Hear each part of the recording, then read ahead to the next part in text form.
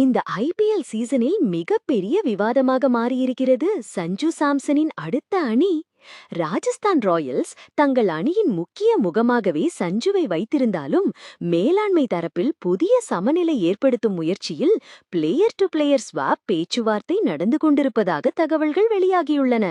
குறிப்பாக KKR, Kolkata night Riders தங்கள் இளம் நட்சத்திரமான ரகுவாஞ்சி அல்லது தாக்குதல் மிகு ஆட்டக்காரரான ரமன்தீப் சிங்கை ட்ரேடிங் பேக்கேஜாக வைக்க தயாராக இருப்பதாக கூறப்படுகிறது.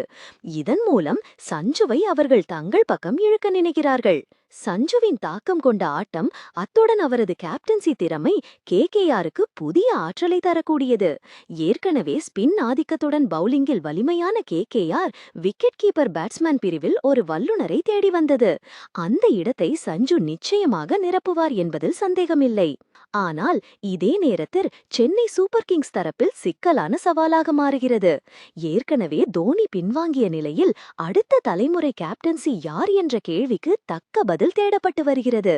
அந்த இடத்தை சஞ்சு எடுத்திருந்தால் ரசிகர்களின் பெரும் நம்பிக்கையையும் அவர் சுமந்திருக்க முடியும். ஆனால் இப்போது அவர் கேகேஆர் பக்கம் நகரும் ஆவாயம் இருப்பதால் சிஎஸ்கே மேலாண்மை தங்கள் கவனத்தை வேறு திசையில் செலுத்த வேண்டிய நிலை ஏற்பட்டுள்ளது. அந்த திசையில் மையமாகிறது ராகுல். லக்னோவில் கலவையான பயணம் கொண்டிருந்தாலும் ராகுலின் அனுபவமும் பேட்டிங் கிளாஸும் சிஎஸ்கேக்கு பொருத்தமானதாகவே தெரிகிறது.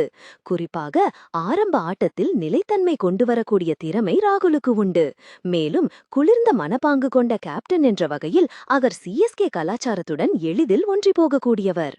ஆனால் ரசிகர்கள் பார்வையில் ராகுலுக்கும் சஞ்சுவும்